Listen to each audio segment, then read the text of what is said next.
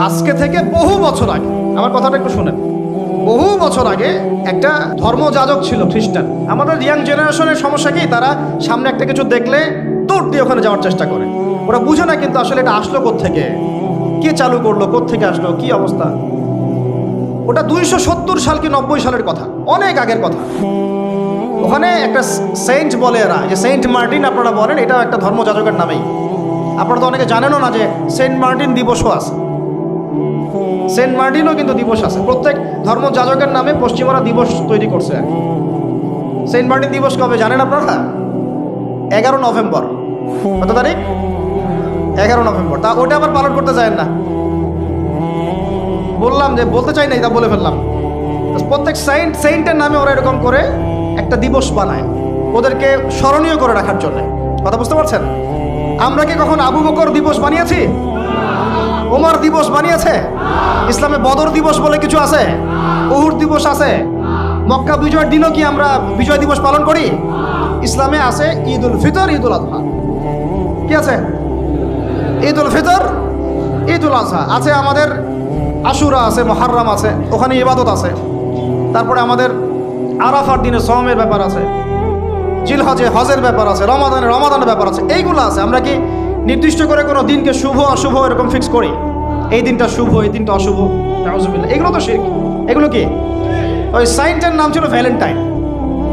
ও নিজে ছিল একজন চরিত্রহীন, ছোট ছোট মেয়েদেরকে ফুসলিয়ে ফাসলিয়ে বিছানায় নিত এবং ওটাকে সে বৈধতা দেওয়ার চেষ্টা করত। ওদের জেনারেশন, ওদের প্রজন্ম তো এরকমই। দেখেন না আপনারা পশ্চিমে, ওদের ওখানে, ওদের তো ফ্রি সেক্সের দেশ। কি বলে? ফ্রি সেক্সের দেশ, মানে যে যার সাথে ইচ্ছা সেক্স করতে পারে। এখানে বৈবাহিক সম্পর্ক করে সেক্স করতে হবে জরুরি না। ওখানে যে যার, এটা বাক স্বাধীনতা, ওদের ব্যক্তি স্বাধীনতা। ইচ্ছা হইলো একজন মদ খাইলো, গিয়ে রাত কাটাইলো, কোনো সমস্যা নাই। ইচ্ছা হইলো একটা ছেলে একটা ছেলের সাথে রাত কাটাইলো, কোনো সমস্যা নাই। ইচ্ছা হইলো একটা হিজড়ার সাথে রাত কাটায়, কোনো সমস্যা নাই। ইচ্ছা হইলো, মানে কি বলবো, একটা ছেলে 5টা মেয়ের সাথে একসাথে জেনা করলো, তাও সমস্যা নাই।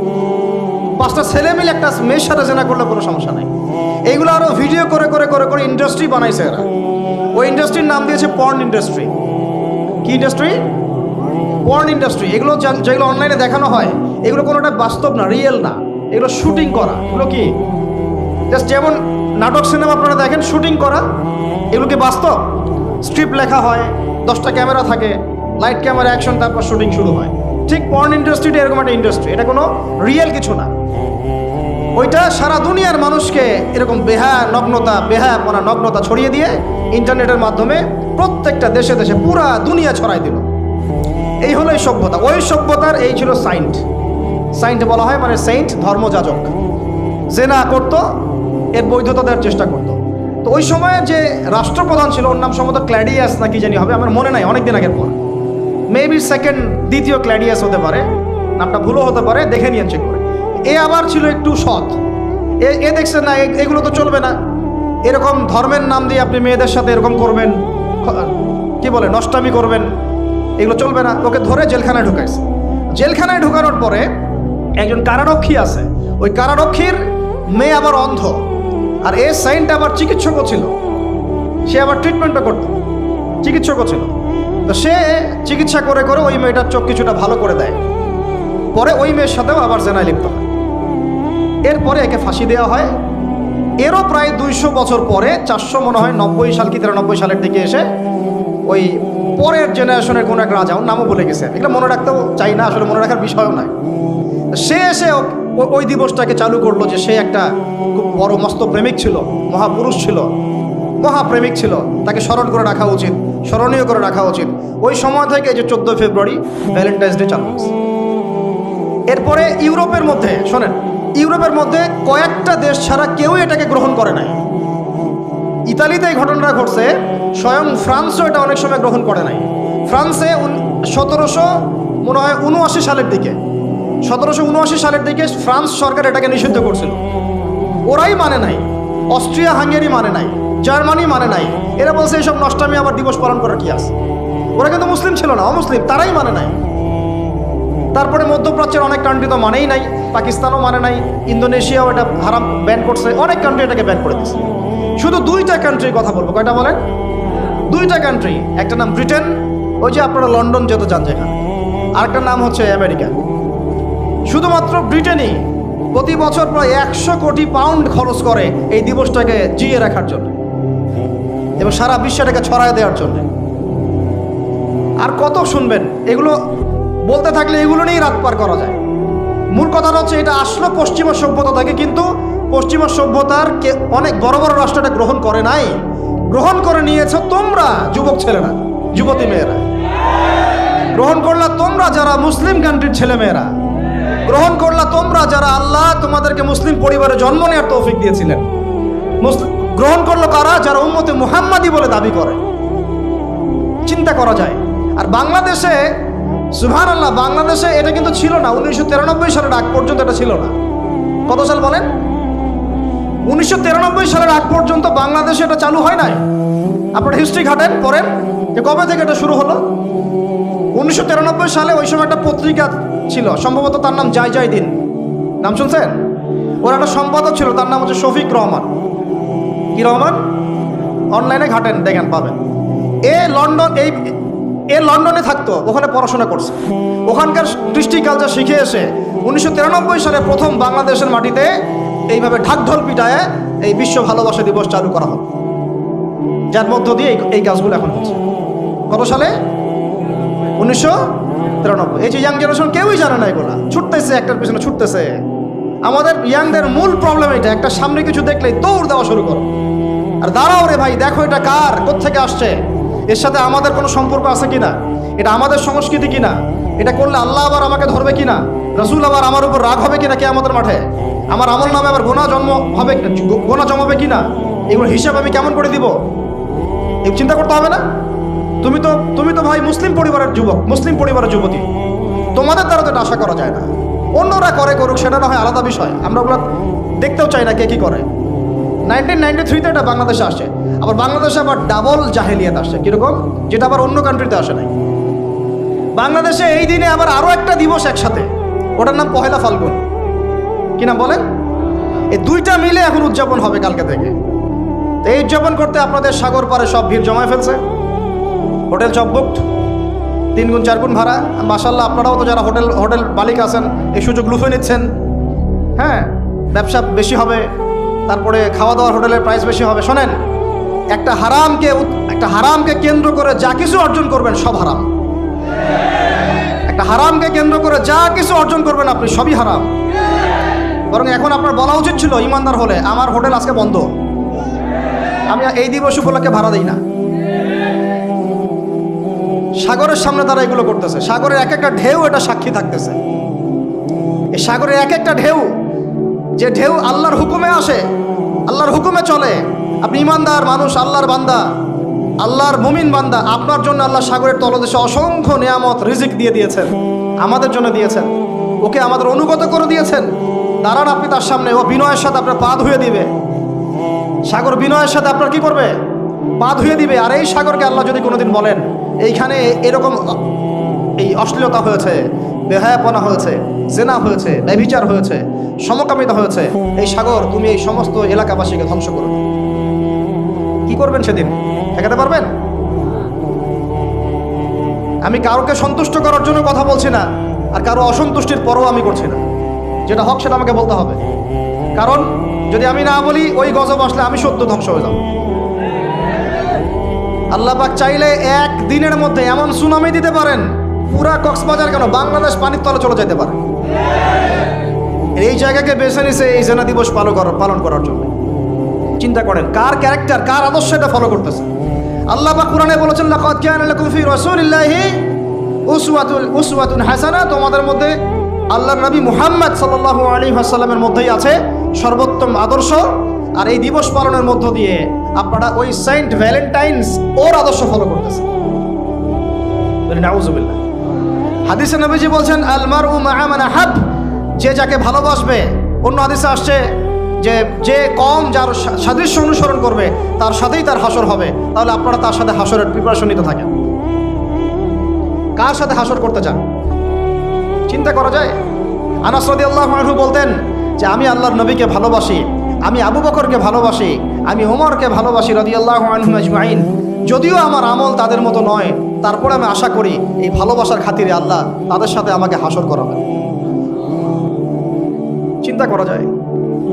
আজকে একটা হাদিস পড়ছিলাম যে কিয়ামতের মাঠে শহীদরা পর্যন্ত ঈর্ষান্বিত হবে, নবীরা ঈর্ষান্বিত হবে একদল মানুষকে দেখে, যে আল্লাহ পাক তাদেরকে নূর দিবেন, চেহারা আলোকিত হয়ে থাকবে। তারা শহীদ হয় নাই, তারা নবীও ছিল না, বরং তারা তাদেরকে দেখে ঈর্ষান্বিত হবে। আল্লাহ পাক বলবেন, এরা আমার সেই সব বান্দা যারা একে অপরকে মহব্বত করতো শুধু আমার সন্তুষ্টির জন্য। আর আমরা জেনাকে মহব্বত নাম দিয়েছি। এখন আমি এই জায়গাটা থেকে একটু ভিতরে যাই। দেখেন 1993 সালে এটা চালু হওয়ার পর থেকে কি হলো, আসলে হলোটা কি দেখেন। হলো মানে কি, একটু মনোযোগ দাও আমার দিকে তোমরা ইয়াংরা। যখন এটা লাইসেন্স পেয়ে গেল, পৃষ্ঠপোষকতা পাচ্ছে, তখন আসলে হচ্ছেটা কি।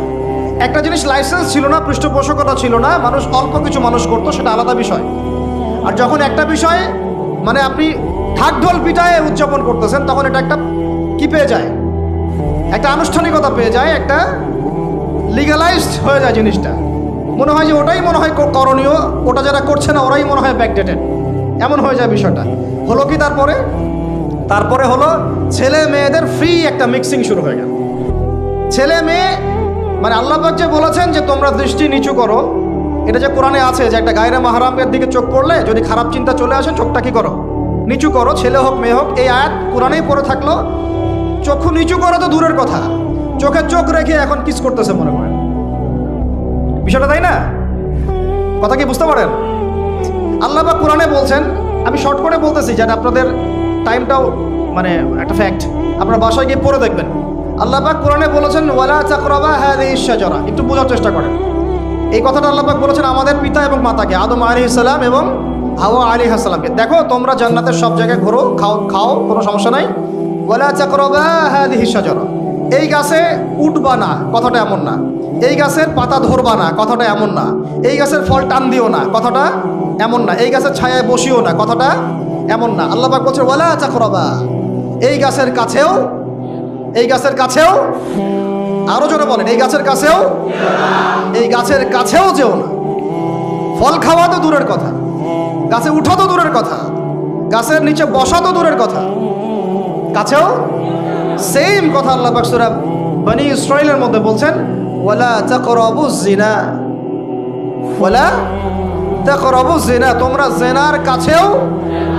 বলা হয় নাই যে তুমি দেখা সাক্ষাৎ করো না, ভ্যালেন্টাইন্স ডে পালন করো না তথাকথিত, তুমি ওর হাত ধরো না, তুমি ওর দিকে খারাপ নজরে তাকিও না, তুমি ওকে কিস করো না, তুমি সব করো কিন্তু মানে বিশেষ কাজটা করো না, তার সাথে অন্তরঙ্গ মিলিত হয়েও না, এগুলো বলা হয়। কি বলা হচ্ছে? ওর কাছেও। আর আমরা এখন কাছে যেও না আল্লাহ কোরআনে বলেছেন, আর সমাজ বলতেছে এটাই হলো কাছে আসার গল্প। এটা কি কাছে আসার? তাহলে কোরআন একদিকে যাচ্ছে, সুন্নাহ একদিকে যাচ্ছে, আপনার ইসলাম একদিকে যাচ্ছে, আল্লাহ একদিকে, রাসূল একদিকে, সমাজ। তাহলে নিঃসন্দেহে এই সমাজ আল্লাহ রহমত আসবে, এটা বোঝার চেষ্টা করেন। এরপরে কি হলো 93 পর থেকে ফ্রি মিক্সিং বেড়ে গেল। এখন দিবস পালন, আপনি তো পরিবারের পিতামাতাও মেনে নিচ্ছে যে আরে এটা তো ছেলেমেয়েরা এখন করেই, সমস্যা কি? ফ্রি মিক্সিং বেড়ে গেল। ফ্রি মিক্সিং বাড়া মানে জেনা বাড়া। এখন অবৈধ সম্পর্ক বেড়ে গেল, কেউ এটাকে জেনা মনেই করবে না। 500 টাকা 1000 টাকা দিয়ে জেনা করা যায় এক রাতের জন্য। জেনা হয়ে গেল সহজ, একদম সহজ। যেই জেনার কারণে সমাজে এমন মহামারী নেমে আসে, এমন রোগ নেমে আসে যেটা আগে কখনো ছিল না। করোনা তো কিছুই না, দেখেন সামনে আরো কি আসতেছে। ওটা তো কিছুই ছিল না, শুধুমাত্র জেনার কারণে, বেহায়াপনার কারণে, সমকামিতার কারণে এবং অশ্লীলতার কারণে আল্লাহ পাকের পক্ষ থেকে এমন রোগ ব্যাধি আসে, বালা মুসিবত আসে যে আগে কখনো পৃথিবীতে আসে নাই। তা আমাদের সবার প্রস্তুতি গ্রহণ করা উচিত। ভ্যাকসিন বানাইতে থাকেন এখন থেকেই। প্রস্তুতি মানে কি? প্রস্তুতি মানে ভ্যাকসিন। প্রস্তুতি মানে এটা নিবে না যে এগুলো থেকে আমরা দূরে থাকি, তওবা করে ফিরে আসি, এটা ওদের কাছে প্রস্তুতি না। প্রস্তুতি মানে গজব আসুক, দেখা যাবে, ভ্যাকসিন নিব, তখন দেখা যাবে সমুদ্রের ঢেউ আসুক, আশ্রয় কেন্দ্র বানাবো, ওখানে গিয়ে থাকবো, দেখা যাবে সুনামি আসলে দেখা যাবে যে এলাকা উঁচু ওই এলাকায় সব মানুষকে গিয়ে রাখবো। আমাদের প্রস্তুতি এইটা না যে আমরা আল্লাহর হারাম থেকে ফিরে আসি, তওবা করি, আল্লাহ বরকত দিবে, রহমত দিবে, মাফ করবে। এটা প্রস্তুতি না আমাদের। এটাই হচ্ছে আমাদের বুদ্ধির অবস্থা। এই বুদ্ধি নিয়ে আমরা দাবি করি আমরা বুদ্ধিজীবী, এই বুদ্ধি নিয়ে আমরা সমাজ চালাই, এই মাথা নিয়ে আমরা সমাজ চালাই। কে টিকতে পারছে? ফেরাউন টিকতে পারছে? নমরুদ টিকতে পারছে? কে টিকতে পারছে পৃথিবীতে? আদ জাতি, সামুদ জাতি, কওমে নূহ, কওমে শুআয়ব, কে টিকতে পারছে? এখনকার নব্য যারা ফেরাউন, নব্য নমরুদ, নব্য আবু জাহেল, এরাও টিকতে পারবে? কোশ্চিন কালো। দেখেন তারপরে ফ্রি মিক্সিং বেড়ে গেল, প্রেমিক প্রেমিকা কপত কপতি, যুগল বিনিময়, যুগলবন্দি হচ্ছে। তারপরে জেনা বেড়ে গেল, পরকীয়াও বেড়ে গেল। জেনা বেড়ে গেল, পরকীয়া বেড়ে গেল। অথচ কোরআন বলছে জেনা করলে কোরআনের শাস্তি হচ্ছে 100 বেত্রাঘাত দিতে হবে। কতটা? আর ওইটা আপনি দিবস পালন করতেছেন এখন। আল্লাহ বলছেন এটা করলে 100 বেত্রাঘাত, আর 1 বছরের জন্য ওই এলাকা থেকে নির্বাসন। এটা কোরআন বলছে, সূরা নূরের আয়াত 2 নম্বর 3 নম্বর আয়াত। এটা বলছে কোরআন, কথা বলছে এটা। আর সমাজ বলতেছে আসো কাছে আসার গল্প, আরো জেনা করো। আল্লাহ বলছেন কাছেও যেও না, আমি বলছি এটাই কাছে আসার গল্প। এরপরে বাড়লো পরকীয়া, এর সাথে আরো বিভিন্ন সিরিয়াল, হিন্দি সিরিয়াল, এইটা স্টার জলসা, জি বাংলা দেখে দেখে আমাদের একদম মাথাটা খারাপ হয়ে গেল। বাসায় বউ, বাইরে আরো 3টা 4টা, বাসায় স্বামী, বাইরে 3টা 4টা। এই সমস্যাটা রেয়ার না, অনেক বেশি বেশি ঘরে ঘরে ঢুকছে এটা এখন। এর সাথে বাড়ছে সমকামিতা, এখন ছেলে ছেলের সাথে জেনা করতেছে। এখন ছেলেও ভ্যালেন্টাইন্স পালন করবে কালকে। নাউজুবিল্লাহ, নাউজুবিল্লাহ। এটা কওমে লূত। এটা কোন কওম? কওমে লূত। আল্লাহ পাক ওই কওমকে এরকম করে মাটি থেকে উপরে উঠিয়ে পাথর নিক্ষেপ করে সবগুলোকে থেতলা করে মাটিতে দাফন করে দিয়েছিলেন। এখনো আপনি গুগল সার্চ করে দেখেন, জর্ডানের ডেড সি, মৃত সাগর, ওই জায়গাটা ছিল কওমে সাদুম, ওখানে থাকতো। নিদর্শন সামনে পড়ে আছে। আর আমাদের নবীজি বলছেন তোমরা যদি সমকামী কাউকে পাও, আল্লাযী আমিলা আমালা কওমি লূত, যে কওমে লূতের আচরণ করেছে, ফাকতুলুল ফাইলা ওয়াল মাফউলা বিহি, তাহলে যে করেছে ওকে এবং যার সাথে করা হয়েছে দুইটাকে হত্যা করবা। কে বলেছেন? আপনার নবী। জি, যিনি সমাজ চালান তার নবী, যার হাতে সব অথরিটি আছে, আপনার নবী কথা বলেছেন। আপনি আপনার নবীর সামনে হাউজে কাউসারে কিভাবে দাঁড়াবেন এই ফিকির আপনি গ্রহণ করেন। আরো বলেছেন তিনি, উরজুমুলা আলা ওয়াল আসফালা মিনহুমা উরজুমুহুমা জামিআ, তোমরা সমকামী কাউকে পাইলে উপরে আছে যে আর নিচে যে আছে দুইটাকে এক রজম করে থেতলা করে হত্যা করবে। এটা কি ব্যক্তির জন্য এই দায়িত্বটা বর্তায় না এটা উপরের লেভেলের দায়িত্ব? এই হলো আল্লাহর বিধান, রাসূলের বিধান, আর এই হলো সমাজ, এই হলো আমাদের অবস্থান। এরপর আমরা দাবি করতেছি আমরা মুসলমান, আমরা মানে মরার সাথে সাথেই জান্নাতে চলে যাবো। নাউজুবিল্লাহ। চিন্তা করা যায়? আমরা দাবি করতেছি আমরা মুহাম্মদ সাল্লাল্লাহু আলাইহি ওয়াসাল্লামের উম্মত, আমরা তার হাতে হাউজে কাউসারও চাই, তার সুপারিশও মানে প্রত্যাশা করি, আর পুরো জীবনটা উপর থেকে নিচ পর্যন্ত তার বিরুদ্ধাচরণ করে চালাচ্ছি। এটা আমাদের দেশে 1993 থেকে শুরু হলো। তারপরে পরকীয়া এগুলো আরও বাড়তে থাকলো। এর উপর আবার একটা ব্যাপার আছে, এর উপর আবার ওই 90-এর দশক থেকে এই পর্নোগ্রাফিও ছড়ায় দেওয়া হলো সব জায়গায়। মানে ভিতরে ভিতরে ফোনে ছেলেমেয়েরা পর্ন দেখতেছে। আমার কথাটা বুঝেন, রাত্রেবেলা ভিতরে মনে করেন ছেলেমেয়েরা পর্নোগ্রাফি দেখতেছে। বেশি ভালো সাজার প্রয়োজন নাই, সবারই চোখে কম বেশি এটা পড়েছে।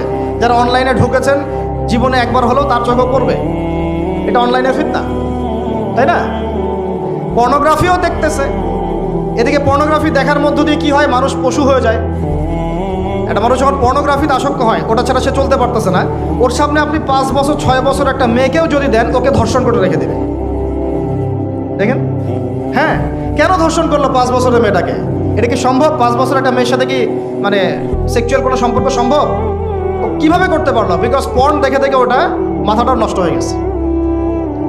পর্ন যেটা করেছে, পর্নোগ্রাফি আর এই জেনাগুলো যেটা করেছে, সত্যিকারের ভালোবাসার সংজ্ঞাটাই পরিবর্তন করে দিয়েছে।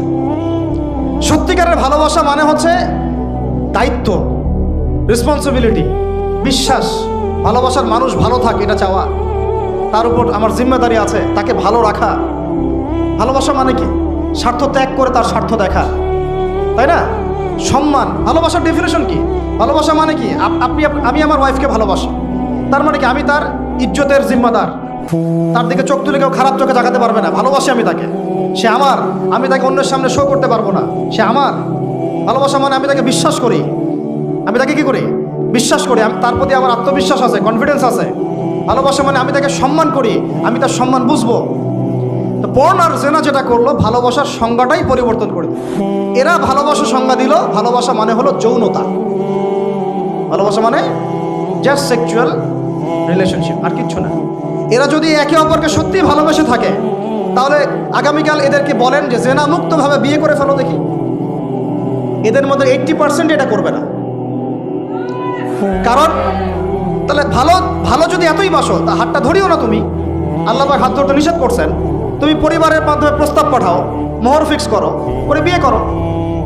ভালোবাসো যদি, তাহলে তাকে নিয়ে সন্তুষ্ট থাকো, তার সম্মানবোধ রক্ষা করো, তার দায়িত্ব নাও। তার কি নিবা? দায়িত্ব নাও। ভালোবাসার ডেফিনেশন চেঞ্জ করেছে এরা। একটা মেয়েকে ভালো তুমি যদি বেশেই থাকো ছেলেটাকে, তাহলে তুমি তার সাথে কিভাবে এভাবে হারাম জেনায় লিপ্ত হতে পারলা? তোমার তো বলা উচিত ছিল যে আমি একজন মুসলিম মেয়ে, আমি এসব জেনাতে যাব না। আমাকে যদি আপনি পছন্দ করেই থাকেন, আমার বাবার কাছে প্রস্তাব পাঠান। সিম্পল। এরপর পরিবারের মাধ্যমে আহাত হবে, তারপরে আমরা আক্ত হবে, সেখানে আমাদের মোহর থাকবে, সাক্ষী থাকবে, আল্লাহর কালিমা সাক্ষী রেখে আমরা বিয়ে করে ফেলব। এইগুলোর মধ্য দিয়ে ভালোবাসার ডেফিনেশন চেঞ্জ করে দেওয়া। ভালোবাসার মানে যেটা ছিল সম্মান, ওটার নাম হয়ে গেল এখন যৌনতা। যৌনতা ছাড়া কোনো কিছুতে তারা এখন বিশ্বাসী না। এই হোটেলে যে যৌনতাগুলো হবে, আপনারা প্রত্যেক মালিকের জিম্মাদার, বহন করতে হবে আপনাদেরকে। ভাবতেছেন আমি তো ভাড়া দিছি, ও কি করে করুক ভিতরে, না, আপনিও দায়ী আছেন, হিসাব আপনাকেও দেওয়া লাগবে। ও তো দিবেই, আপনাকেও দিতে হবে। যারা এটাকে পেট্রোনাইজ করেছে, যে চালু করেছে, ওকে নিয়ে আমি এখন চিন্তিত। এগুলো স্টাডি করতে গিয়ে যদি নামটা আমার মাথায় আসছে, আমার মানে কলিজাটাই কাঁপা শুরু করছে। একটা জিনিস হচ্ছে, আপনি একটা খারাপ কাজ নিজে করেন, মনে করেন নাউজুবিল্লাহ এক ভাই নিজে সুদ খায়, এটা তার ব্যক্তিগত পাপ, ঠিক আছে? এক ভাই ব্যক্তিগতভাবে গান শুনছে, ব্যক্তিগত পাপ। এক ভাই ব্যক্তিগতভাবে হয়তো কেউ নাউজুবিল্লাহ জেনা করেই ফেলছে, এটা তার কি? ব্যক্তিগত পাপ। আল্লাহর কাছে ইস্তেগফার করবে, তওবা করবে, আল্লাহ চাইলে মাফ করে দিবেন, পাপ গোপন করে দিবেন ইনশাআল্লাহ, তাই তো? এটা একটা সুরত। একটা সুরত কি? আমি সুদ নিজে খাইছি, আরো লক্ষ কোটি মানুষকে খাওয়াইছি। আমি জেনা নাউজুবিল্লাহ সে নিজে করছে, অন্য আরো লাখ লাখ মানুষ, যুবক যুবতীকে জেনাতে উৎসাহিত করতেছে। নিজে গান শুনছে, মানুষকে শোনাচ্ছে, নিজের মৃত্যুর পরেও সেই গান বাজতেছে। এটা হচ্ছে গুনাহে জারিয়া। এটা কি? গুনাহে জারিয়া। তাহলে একটা গুনাহ নিয়ে আদম আলাইহিস সালাম যদি এত বছর কান্নাকাটি করেন, ইব্রাহিম আলাইহিস সালাম কিয়ামতের মাঠে যদি বলেন আমি পারবো না সুপারিশ করতে, নূহ আলাইহিস সালাম যদি বলেন আমি পারবো না সুপারিশ করতে, ঈসা ইবনে মারইয়াম, মুসা আলাইহিস সালাম তারা পর্যন্ত বলবেন আমি আজকে আল্লাহ পাকের সাথে কথা বলার সাহস রাখি না, আর এই যারা গুনাহে জারিয়া চালু করে দিল, এদের কি অবস্থা হবে? কি অবস্থা হবে চিন্তা করেন। এভাবে ছড়াই গেল ফ্রি মিক্সিং, ছড়াই গেল ব্যভিচার, ছড়াই গেল পর্নোগ্রাফি। এই পর্নোগ্রাফির মধ্য দিয়ে এরা আবার যখন পর্ন দেখে, বাইরে আবার স্কুল কলেজ বিশ্ববিদ্যালয়ে পড়াশোনা করে, ছেলে মেয়ে একসাথে পড়াশোনা করে না, বাসায় পর্ন দেখে, আবার সকালবেলা এসে স্কুল কলেজ বিশ্ববিদ্যালয়ে ছেলে মেয়ে একসাথে পড়াশোনা করে। তখন ওই যে পর্নোগ্রাফির যে পশুত্বটা, এটা ওর মধ্যে থেকে গেল। একটা মেয়েকে সে এখন চাচ্ছে জাস্ট ওর সাথে একটা সেক্সুয়াল সম্পর্ক করার জন্য। মুখে অনেক কথা বলতে পারে, ভালোবাসি, জীবন দিয়ে দিব, এইটা সেইটা, হাবি যাবি, বিয়ে করবো, আসো আগে করি, আসো আমরা যৌন সম্পর্ক আগে করি, পরে না হয় বিয়ে করে নিব। অনেক কথা বললেও মূল উদ্দেশ্যটা হচ্ছে তার ভোগ করা। মানে আপনাকে আল্লাহর বান্দা থেকে একজন ভোগবাদী পশুতে পরিণত করা, আল্লাহর বান্দা থেকে ভোগবাদী পশুতে পরিণত করা। এভাবে একটা পুরো জেনারেশন 1993 থেকে নিয়ে 2024 একটা পুরো জেনারেশনকেই নষ্ট করে দেওয়া হয়েছে। মাস্টার প্ল্যানটা দেখছেন? ওদের মাস্টার প্ল্যানটা দেখছেন কি? কিভাবে 20 বছর ধরে একটা জেনারেশনকে নষ্ট করা যায়। আর আমরা যারা স্কুলে পড়তাম, কলেজে পড়তাম না, আমাদের সময় এগুলো হতো, তখন আমরাও এগুলো বুঝতাম না। আল্লাহ পাক আলহামদুলিল্লাহ আমাদেরকে এই জাহিলিয়াত থেকে বের হয়ে আসার তৌফিক দিয়েছেন। এই শুকরিয়াটা আমরা আদায় করে কিয়ামত পর্যন্ত শেষ করতে পারবো। আর আমাদের দায়িত্ব অন্য ভাইদেরকে ফেরানো, বোঝানো, শেখানো, জানানো। ইনশাআল্লাহ আল্লাহ চান তো এই প্রজন্ম ফিরে আসবে ইনশাআল্লাহ। এই কথাগুলো সবার কাছে প্রচার করবেন। দেখেন, তারপরে আরো পরকীয়া তো বেড়ে গেলই, জেনা বেড়ে গেল, পরকীয়া বেড়ে গেল, সমকামিতাও বেড়ে গেল। এখন বলতেছে বাক স্বাধীনতা, একটা ছেলের সাথে সম্পর্ক করতেই পারে, নাউজুবিল্লাহ। সে বলছে ভালোবাসার আবার লিঙ্গ কি? কয়দিন আগে বলতো ভালোবাসার আবার ধর্ম কি, এখন বলছে ভালোবাসার আবার লিঙ্গ কি? নাউজুবিল্লাহ। ভালোবাসার কোনো লিঙ্গ নাই। তুই যে বেটা পৃথিবীতে আসলি, তুই কি ছেলে ছেলের মিলনের ফলে আসছিস? চিন্তা করেন তো কথাটা। ও যে এখন সমকামী হলো, এখন ওর বাবা মা নাই, ওকে আল্লাহ বাবা মার মাধ্যমে পৃথিবীতে পাঠান নাই। এই চিরায়ত আল্লাহর দেয়া সিস্টেমকে চেঞ্জ করে এখন ছেলেতে জেনা করা শুরু করতেছে, মেয়েতে জেনা করা শুরু করতেছে। বলতেছে ভালোবাসার আবার লিঙ্গ কি? কয়দিন আগে বলতেছিল ভালোবাসার আবার ধর্ম কি? মানে বৌদ্ধ, খ্রিস্টান, হিন্দু, মুসলমান সবাই একাকার হয়ে প্রেম করতেছে। আর একটা এজেন্ডা ভিতরে চলতেছে, আমি অনেকদিন খোলামেলা বলেছি, মুসলিম মেয়েদের ইজ্জত নেওয়ার একটা পায়তারা চলতেছে ভিতরে। মুসলিম মেয়েদেরকে ফুসলিয়ে ফাসলিয়ে প্রেমের ফাঁদে ফেলে ইজ্জত নষ্ট করে গর্ভে বাচ্চা দিয়ে চলে যাবে, এর নাম দিয়েছে লাভ জিহাদ। আপনারা এগুলো ঘাটাঘাটি করেন। মুসলিম মেয়েদেরকে খুব সতর্ক রাখবেন বাসায়। আপনার মেয়ে, আপনার বোন, আপনার স্ত্রী, এদেরকে খুবই সতর্ক রাখবেন। কোন অবস্থাতেই যেন এদেরকে এগুলো স্পর্শ করতে না পারে। একবার ইজ্জত চলে গেলে আর কোনোদিন ফিরে আসবে না ভাই।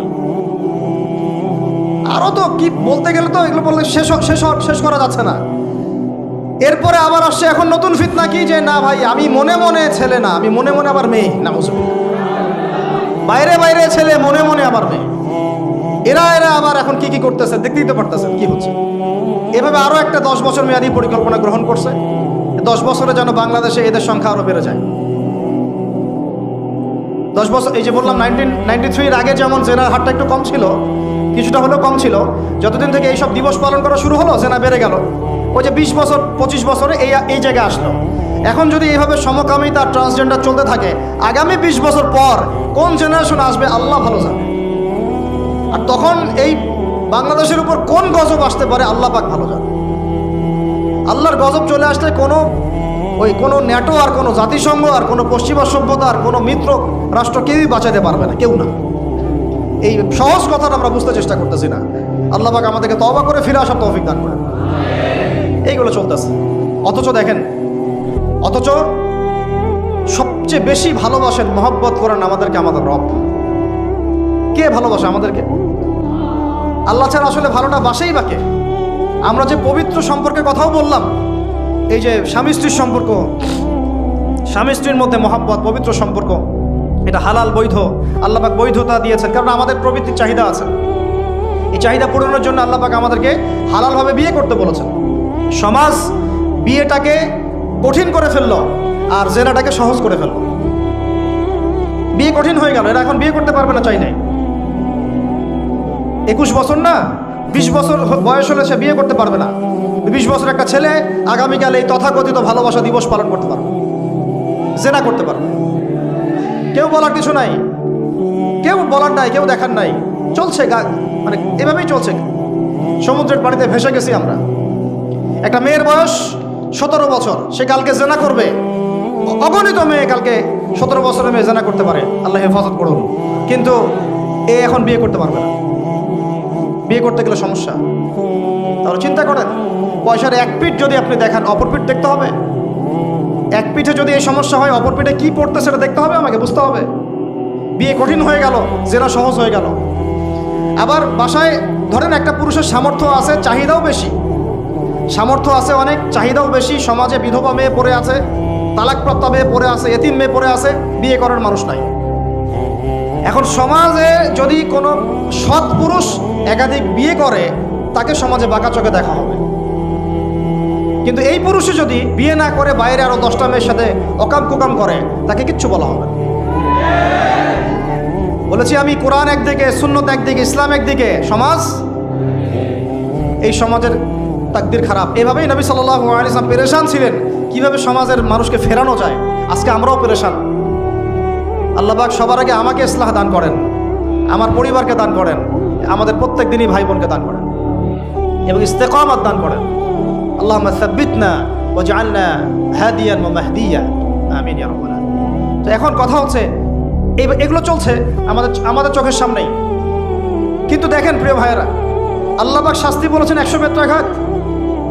কেউ যদি আবার বিবাহিত হয়ে এই কাজ করে, জেনা করে, তাহলে তার শাস্তি কি বলেছেন? বলা হয়েছে কোমর পর্যন্ত মাটিতে পুঁতে ফেলে তাকে পাথর নিক্ষেপ করে হত্যা করতে হবে। এটা কোরআন এবং হাদিসের শাস্তি। আর আমরা কি করছি দেখেন। আমি দুইটা হাদিস বলি আপনাদেরকে, শোনেন, ইয়াংরা শোনেন। এই দুইটা হাদিস আজকে ভুলবেন না। আলোচনা অনেক লম্বা হচ্ছে তো অনেক কিছু ভুলে যেতে পারে, এই দুটো হাদিস ভুলেন না। একটা হচ্ছে তিনজন ব্যক্তি একবার একটা গুহায় আটকা পড়ছে। তিনজন বন্ধু বা ভাই তার একটা গুহার মধ্যে আটকা পড়ে গেছে। ঝড় হচ্ছে, গুহার মুখটা বন্ধ হয়ে গেছে পাথর দিয়ে, বের হওয়ার কোনো জায়গা নাই। এখানে নিশ্চিত মৃত্যু, কোনো সুযোগই নাই বাঁচা। তারা অনেক চেষ্টা করে বের হতে পারলো না। শেষমেশ তারা বলছে যে আমাদের যদি কোনো নেক আমল থাকে, সে নেক আমলের ওসিলা করে আল্লাহর কাছে দোয়া করি, আল্লাহ চাইলে আজকে আমাদেরকে বাঁচাতে পারে। একজন বলছে, আল্লাহ আমার মা ছিল, পিতামাতা ছিল, তো মাকে আমি দুধ পান না করি আমার সন্তানদেরকে কখনো খাওয়াতাম না। একদিন গিয়ে দেখি যে মা ঘুমিয়ে গেছে, আমার বাচ্চারা কান্নাকাটি করছে, তবু আমি আমার বাচ্চাকে কান্না অবস্থায় রেখেছি, মাকে খাওয়াই নাই, ওদেরকে খাওয়াই নাই। আগে মাকে খাওয়াইছে, তারপর ওদেরকে খাওয়াইছে। আজকে ঘরে ঘরে মাদের সাথে কি আচরণ দেখেন, কি একটা অবস্থা দেখেন সমাজে, কি প্রজন্ম তৈরি করেছেন। মারা এখন বৃদ্ধাশ্রমে চলে যাচ্ছে। শিক্ষিত মা, তাই না? মায়ের পায়ের নিচে আপনার জান্নাত। আর এটাও একটা ব্যাপার যে মায়েরা আবার হাজরা আলাইহিস সালামের মতো হবেন না, যে মায়েরা সারা আলাইহিস সালামের মতো হবেন না, আয়েশা খাদিজা রাদিয়াল্লাহু আনহুমা তাদের মতো হবেন না, তো আপনাদের গর্ভ থেকে তো এর চেয়ে ভালো সন্তান আশা করা যায় না। সমস্যা সব দিকেই আছে না? তো ও এই দোয়া করার সাথে সাথে একটু সরে গেল, আল্লাহর পক্ষ থেকে এই পাথরটা একটু সরে গেল, কিন্তু বের হওয়ার জন্য এনাফ না। এরপরে আরেকজন দোয়া করছে যে আল্লাহ, আমার একজন কর্মচারী ছিল, টাকা পাইতো আমার কাছে কিছু, তো সে একদিন বেতন না নিয়ে চলে গেছে। টাকাটা দিয়ে আমি কিছু পশু কিনেছি, মানে গবাদি পশু। এই গবাদি পশু 2টা থেকে 4টা, 4টা থেকে 8টা হতে হতে অনেকগুলো হয়েছে। একদিন অনেক দিন পর সে আসছে, এসে বলছে আমার টাকা দাও। সে বলছে যে এই সবগুলো পশু তোমার, নিয়ে যাও। তুমি কি ইয়ারকি ফাজলামি করতেছো আমার সাথে? আমার টাকা আমাকে দাও। না, ইয়ারকি ফাজলামি করতেছে না, এটা তোমার টাকা দিয়ে কেনা ছিল, সবগুলো বংশবৃদ্ধি হতে হতে আজকে এই অবস্থা হচ্ছে। আল্লাহ তোমার সন্তুষ্টির জন্য যদি এই কাজ করে থাকি, আল্লাহ আজকে আমাকে এই বিপদ থেকে বাঁচাও। পাহাড়ের মুখ থেকে পাথরটা একটু সরে গেল, বের হওয়ার জন্য যথেষ্ট না। তৃতীয় ব্যক্তি, আমি এইটাই বলতে যাচ্ছিলাম, ইয়াংরা শোনেন ভালো করে। তৃতীয় ব্যক্তি সেজদায় পড়ে আল্লাহকে বলছে, হাত তুলে আল্লাহকে বলছে, আল্লাহ আমার একজন খুব সুন্দরী চাচাতো বোন ছিল, কাজিন, আমি তাকে পাইতে চাইতাম। বুঝেন না, পাইতে চাইতাম মানে কি? তাকে পেতে চাইতাম, অফার করতাম, সে রাজি হয় না। একদিন সে বলল যে 100 স্বর্ণমুদ্রা দিতে পারলে আমি রাজি। 100 স্বর্ণমুদ্রা দিতে পারলে আমি রাজি। এখন তো এদেরকে স্বর্ণমুদ্রাও দেওয়া লাগে না, এমনিই রাজি নাকি? জেনা করার জন্য কি এমনিই রাজি? খালি একটু, আসলে সত্যি কথা বলতে কি, একটা মেয়ে যদি চায় যে আমি আমার ইজ্জত ধরে রাখবো, কোনো ছেলের ক্ষমতা নাই সেই ইজ্জত নষ্ট করে। এটাই সত্য কথা। আমার স্ত্রী এই কথাটা খুব জোরালোভাবে আমাকে বলে, আমি যখন রাস্তায় হাঁটবো, আমি যদি চাই, তাহলে কোনো ছেলে আমার কাছে ঘেঁষতে পারবে না। আমি সুযোগ দিলে তখন ঘেঁষতে পারবে। একটা মেয়ে যদি চায় যে একটা ছেলে আমার সাথে ইটিস পিটিস করুক, সে ছেলে করবে। একটা মেয়ে যদি চায় যে একটা ছেলে আমার পর্যন্ত আসতে পারবে না, আমি আমার ব্যক্তিত্ব গায়রত বজায় রাখবো, আমি ডিস্টেন্স মেনটেন করবো, আমি কোনো সুযোগ দিব না, ছেলে সুযোগ পাবে না কখনো। এত সহজ না। সর্বোচ্চ তখন কি করতে পারে, ধরে 10 জন মিলে ধরে ওকে জোর করে তার সাথে কিছু করতে পারে। ওরকম কিছু করলে তো আল্লাহর গজব নেমে আসবে। ওই যে সারা আলাইহিস সালামকে তুলে নিয়ে গিয়েছিলেন একটা বাদশা, মনে নেই আপনাদের? সারা আলাইহিস সালামকে একটা বাদশা এরকম উঠাই নিয়ে আসছে। আর সারা আলাইহিস সালাম সবচেয়ে সুন্দরী মেয়েদের একজন ছিলেন পৃথিবীর ইতিহাসে, ইব্রাহিম আলাইহিস সালামের স্ত্রী। তখন তিনি হাত বাড়াচ্ছে তার দিকে ধরার জন্যে, আর সারা আলাইহিস সালাম তখন বলছে, দাঁড়ান, আমাকে 2 রাকাত নামাজ পড়তে দেন। 2 রাকাত নামাজ পড়ে তিনি আল্লাহর কাছে হাত তুলে বলেন, আল্লাহ তুমি জানো আমি আমার সতীত্ব, আমার ইজ্জত, আমার সম্মান আমার স্বামী ছাড়া আর কারোর সামনে কখনো প্রদর্শন করি নাই। আজকে এই জালেমের হাত থেকে আল্লাহ তুমি আমাকে বাঁচাও। ওইদিকে ইব্রাহিম আলাইহিস সালাম নামাজে দাঁড়িয়ে গেছেন। ওই জালেম বাদশা যখনই হাত বাড়ায়, হাত অবশ হয়ে যায়, মাথা ঘুরে পড়ে যায়। 3বার 4বার চেষ্টা করেছে, তারপর পারে নাই।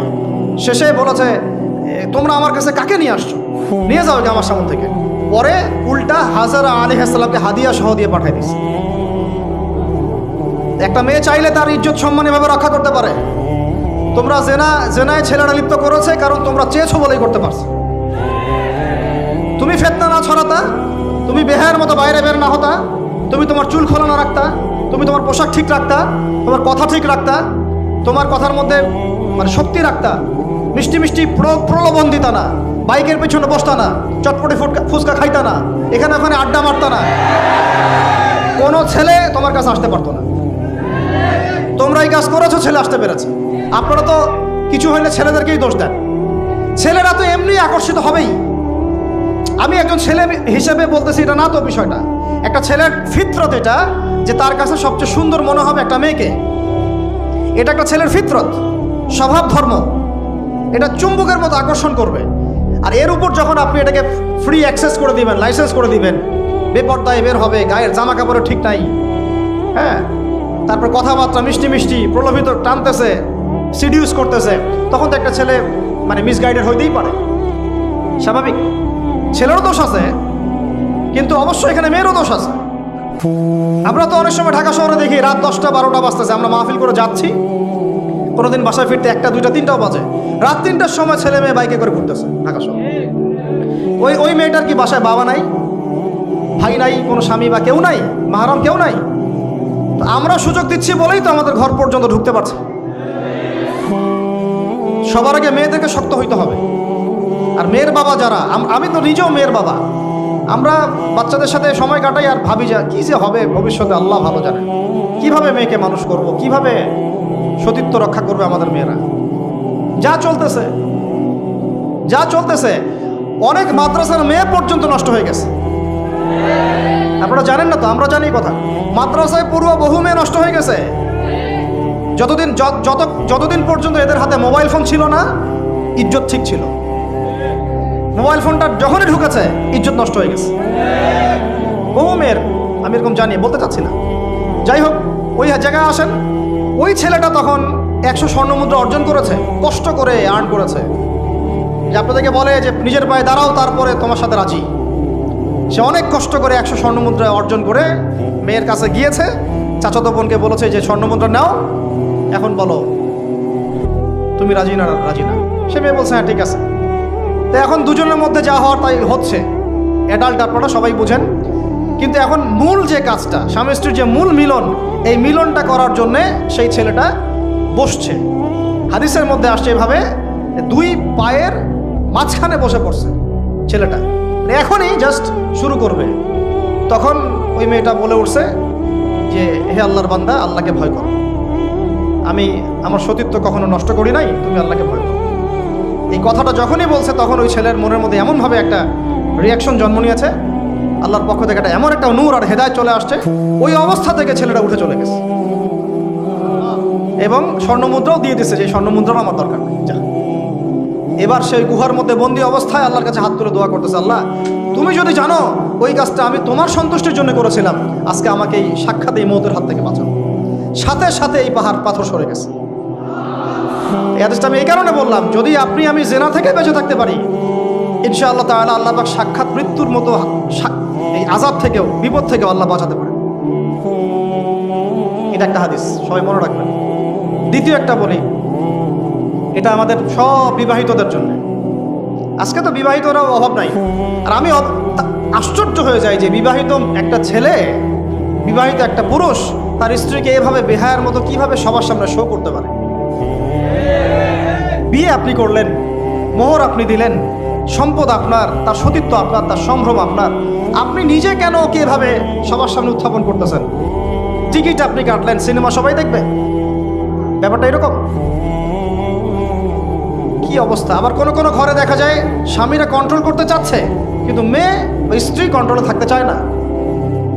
স্বামীকে বলো তুমি বেশি হুজুর হয়ে গেছো, বেশি হুজুর হয়ে গেছো। এই যুগে এগুলো চলে, এটা আধুনিকতার মডার্ন যুগ। এই করতে করতে আমাদের সমাজে পরকীয়া ছড়ায় পড়ছে। এখন এই পরকীয়া বলতে গিয়ে হাদিসটা কথা মাথা আসছে। আল্লাহর নবী সাল্লাল্লাহু আলাইহি ওয়াসাল্লামের একজন সাহাবী, মহিলা সাহাবী, কি সাহাবী বলেন? এরকম ঘটনা 2-1টা ঘটেছে, আমি একটা বলতেছি খালি। মদিনা মহিলা সাহাবী কোনো একভাবে এরকম একটা অঘটন ঘটে গেছে। মানুষ তো হতে পারে কি? মানুষ তো পাপ করবে, তাই না? হতে পারে। এখন তিনি গর্ভবতী হয়ে গেছেন। নবী সাল্লাল্লাহু আলাইহি ওয়াসাল্লামের কাছে এসে বলছেন, ইয়া রাসূলুল্লাহ তাহিরনি, আমাকে পবিত্র করেন, আমি অনেক বড় অন্যায় করে ফেলেছি। নবী সাল্লাল্লাহু আলাইহি ওয়াসাল্লাম মুখ ঘুরিয়ে নেন, মুখ ঘুরিয়ে নিয়ে বলেন যে বাসায় যাও, তওবা করো, আল্লাহ মাফ করে দিবে। নবীজি শুনতে চাচ্ছেন না, কারণ শুনলে কোর্টে মামলা আসলে তো বিচার করতে হবে। তিনি বলছেন যে বাসায় যাও, বাসায় যা আল্লাহর কাছে ইস্তেগফার করো, আল্লাহ মাফ করে দিবেন। আবার এদিক দিয়ে ঘুরে আস, ইয়া রাসূলুল্লাহ আমাকে পবিত্র করেন, আমি অন্যায় করে ফেলেছি। এভাবে কয়েক দফার পরে নবীজি বলছেন, তুমি কি অন্যায় করেছো? এমন কোনো কাজ কি তুমি করেছো? সুরমা দানিতে সুরমা নেয়ার সময় আমরা যেভাবে নেই, এরকম কোনো কাজকে তুমি করেছো? মানে উনি শব্দটা উচ্চারণ করলেন না মুখ দিয়ে, একটা এক্সাম্পল মিসাল দিয়ে বুঝালেন, তুমি কি এরকম কোনো কাজ করেছো? অ্যাডাল্ট্রি কোনো কাজ করেছো? তিনি বলছেন, হ্যাঁ, আমি গর্ভবতী হয়েছি। নবী সাল্লাল্লাহু আলাইহি ওয়াসাল্লাম আমার বিচার করে দেন। তিনি বলছেন যে বাসায় যাও, আগে সন্তান জন্ম দাও, তারপরে দেখা যাবে। সন্তান জন্ম হলো, সেই মহিলা আবার এসেছেন, সাহাবী, ইয়া রাসূলুল্লাহ আমার বিচার করে দেন। বলছেন সন্তান জন্ম হয়েছে, হ্যাঁ, এখন সন্তান কি করে? দুধ পান করাও, 2 বছর দুধ পান করাও, তারপরে বিচার করে দেব। 2 বছর দুধ পান করা শেষ, সন্তান এখন শক্ত খাবার খেতে পারে, কোলে করে সন্তানকে নিয়ে আসছেন। নবী সাল্লাল্লাহু আলাইহি ওয়াসাল্লামকে বলছেন যে ইয়া রাসূলুল্লাহ, এই যে আমার বাচ্চা দেখেন খেতে পারে, এখন একে আমার বিচার করে দেন। দেখেন তাদের পরকালের কনসেপ্টটা কেমন ছিল, তাদের পরকালের চেতনা কেমন ছিল। এবার নবী সাল্লাল্লাহু আলাইহি ওয়াসাল্লাম বলেন, তোমাদের মধ্যে কে আছো এই বাচ্চার দায়িত্ব নিতে পারো? একজন আনসারী সাহাবী বলছেন আমি। বাচ্চা তার কোলে দিলেন, দিয়ে বলেন এই তাকে নিয়ে যাও, নিয়ে গিয়ে অমুক জায়গায় নিয়ে তাকে রজম করো। কি করো? রজম মানে কি ভাই? কোমর পর্যন্ত মাটিতে গেঁথে দিয়ে পাথর নিক্ষেপ করে, এই রজম করতে গিয়ে তার গা থেকে রক্ত ফিনকি বের হয়ে কোনো একজন সাহাবীর, সম্ভবত খালিদ ইবনে ওয়ালিদ রাদিয়াল্লাহু আনহুর জুব্বার মধ্যে গিয়ে লেগেছে। তখন তিনি কিছুটা তাচ্ছিল্যের স্বরে একটা বাক্য প্রয়োগ করেছেন, ছি, এটা কেমন হলো? হ্যাঁ, মানে কিছু বলেন নাই, জাস্ট একটা রিয়াকশন দিয়েছেন যে নবী সাল্লাল্লাহু আলাইহি ওয়াসাল্লাম এই কথাটাই বলতে চাচ্ছি আমি। তিনি বলেছেন, হে খালিদ, তুমি থামো, তুমি তাকে এভাবে করো না, আন্ডারএস্টিমেট করো না। এই নারী এই অপরাধ করার পরে যে পরিমাণ ইস্তেগফার করেছে, আল্লাহর কাছে তওবা করেছে, তওবা যদি মদিনাবাসীর মধ্যে ভাগ করে দেওয়া হয় তাও কম হবে। এই ঘটনা একটা ঘটেছে, আরেকজন সাহাবীর সাথে ওই ঘটনা ঘটেছে, পুরুষ সাহাবী। নবীজি বলেছেন, তোমরা তাকে তাচ্ছিল্য করো না, কারণ আমি দেখছি সে এখন জান্নাতে সাঁতার কাটতেছে। আর আমরা এই যে পরকিয়া, দেখেন পরকিয়া করলে, পরকিয়ার মাধ্যমে কেউ যদি ব্যভিচার করে ফেলে, নাউযুবিল্লাহ, তাহলে এই পৃথিবীতে বাঁচার অধিকারটা সে হারায় ফেলে। পৃথিবীতে কি হয়? বাঁচার অধিকারটা সে হারায় ফেলে। ঠিক কেউ যদি সমকামিতা করে, এই পৃথিবীতে বাঁচার অধিকারটা সে হারায় ফেলে। নবীজি স্ট্রেট বলেছেন, ফাকতুলুল ফাইলা ওয়াল মাফউল বিহি, যে করবে যার সাথে করা হবে দুটাকেই হত্যা করে ফেলো। কেউ যদি ধর্ষণ করে, বাঁচার অধিকারটা হারায় ফেলে।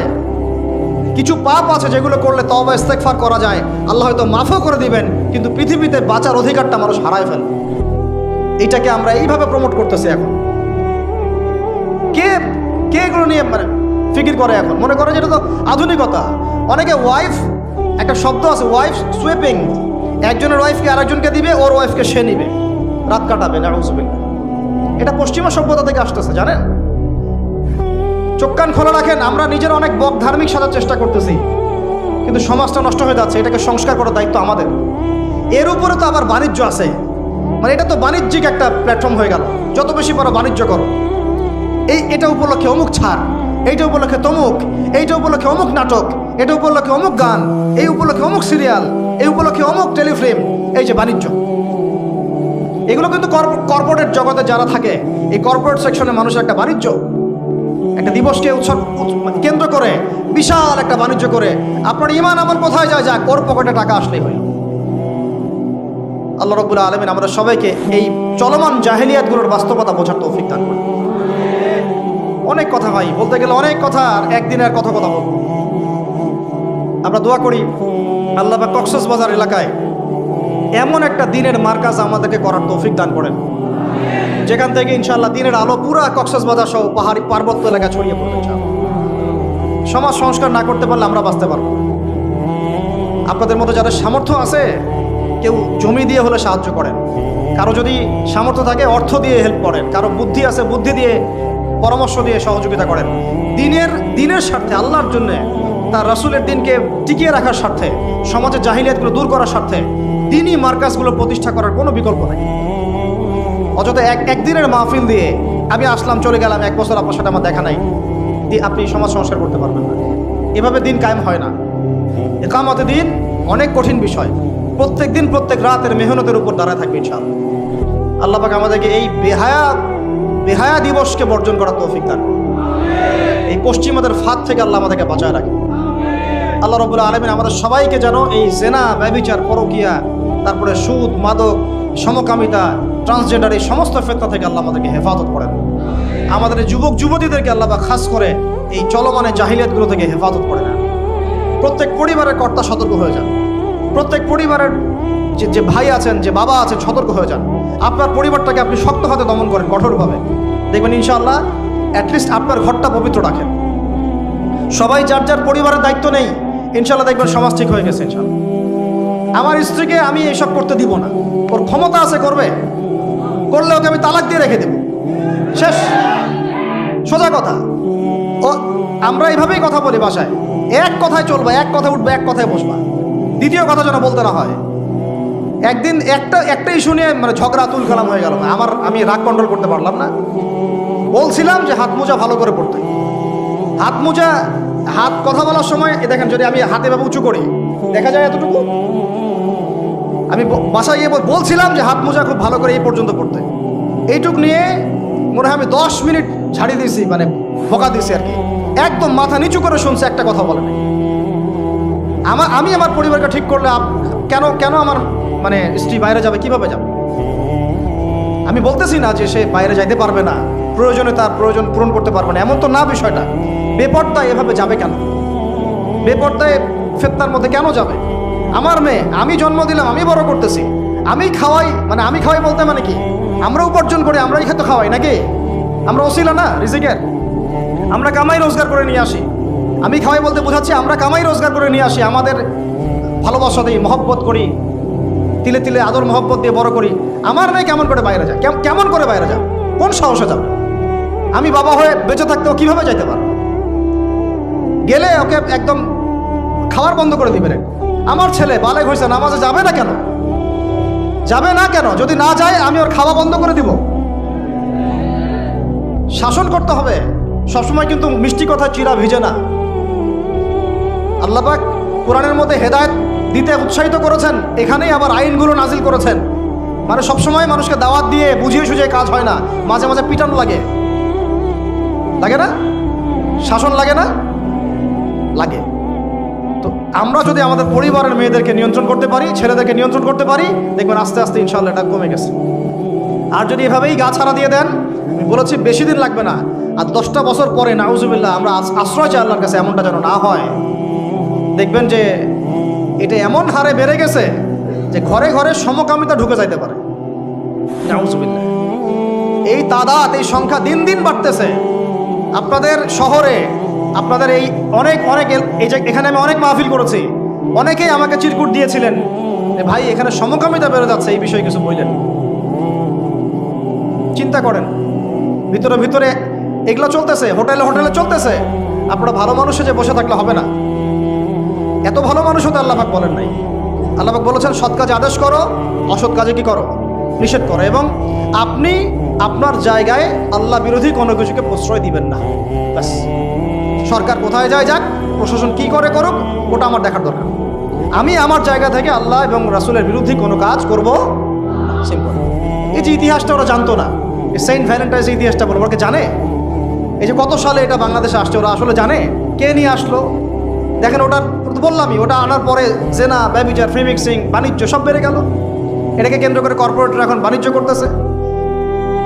শুধুমাত্র এই দিবসে, শুনেন, আর এগুলো বলতে চাইনি, আমি বলতে বাধ্য হচ্ছি, শুধুমাত্র এই দিবসে কোটি কোটি টাকার কন্ডম বিক্রি হয়, জানেন? এটা শুধু কয়েকটা কান্ট্রির পরিসংখ্যান।